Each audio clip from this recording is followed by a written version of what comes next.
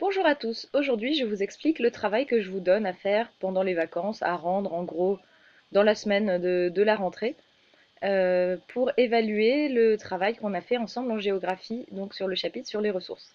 Alors je vous propose une petite étude de cas que vous allez faire à partir de documents. Je vais vous expliquer chacune des questions pour être sûr que tout est compris. Alors, tout d'abord, je vous pose la question, faites une recherche, localisez l'Inde, cherchez le nombre de ses habitants et son IDH, c'est-à-dire son niveau de développement. Alors quand on dit localiser en géographie, c'est quelque chose de précis, c'est-à-dire qu'il faut dire, faut regarder sur une carte et regarder dans quelle partie du monde l'Inde se trouve.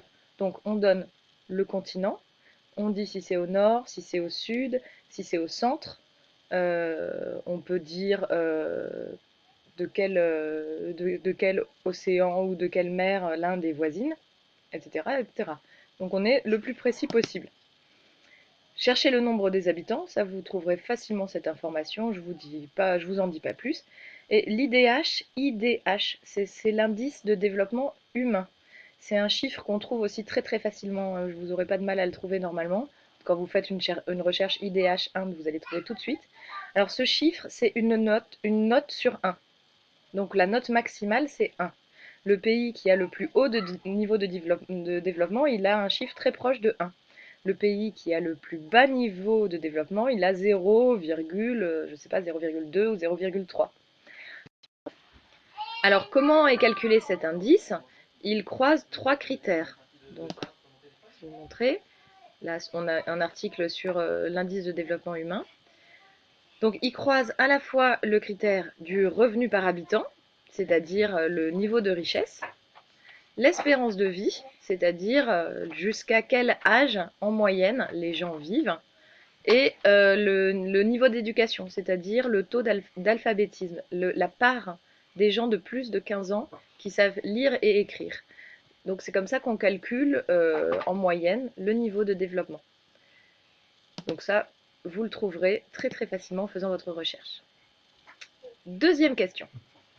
Décrivez le paysage du doc 2. Alors, il y a des règles quand on décrit un paysage. On décrit plan par plan. Donc le premier plan, ce qu'on voit le plus devant l'objectif, devant nous, en avant. Le second plan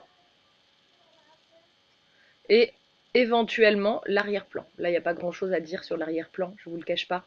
Donc c'est surtout le premier plan et le deuxième plan. Ensuite, doc 1 et 2, quelles énergies connaissent une forte croissance? J'explique le mot croissance. Une croissance, c'est une augmentation. D'accord? Quelque chose, le verbe croître, ça veut dire grandir, augmenter. Donc, on regarde quelles sont les énergies qui augmentent le plus. Lesquelles croissent peu, c'est-à-dire celles qui augmentent peu. Et il faut justifier avec des chiffres tirés du doc 1. Donc, je veux m'assurer que vous sachiez lire le graphique.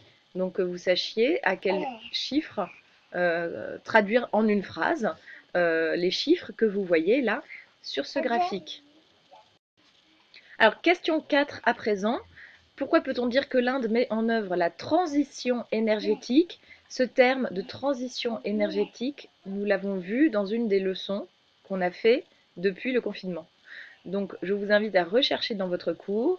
Si vous ne trouvez pas, vous pouvez faire une recherche sur Internet, vous trouverez facilement. Ne passez pas trop de temps à lire des définitions très longues parce que vous allez trouver beaucoup de choses. Donc, pour simplement expliquer mot par mot, la transition, le mot transition, c'est un synonyme du mot changement. Donc c'est quel changement connaît l'Inde en matière d'énergie? Alors la question 5. La question 5, pourquoi est-il important de favoriser la transition énergétique? Donc favoriser, c'est de l'encourager, de faire en sorte que la transition énergétique se produise. Donc en gros, c'est pourquoi est-ce que c'est une amélioration, la transition énergétique? Et ça, c'est d'après le cours qu'on a vu. C'est-à-dire, en gros, quel est le problème à l'heure actuelle avec la façon dont on produit des énergies et pourquoi une transition est une bonne chose. Ensuite, question 6. Alors là, c'est pour mettre en perspective ces documents avec d'autres connaissances. Donc, il faut aller voir le site que je vous indique. Donc, vous cliquez sur le lien et vous allez arriver donc sur un site qui s'appelle Connaissance des énergies, la situation énergétique décryptée par l'agence internationale pour l'énergie. Alors, vous allez trouver beaucoup d'informations.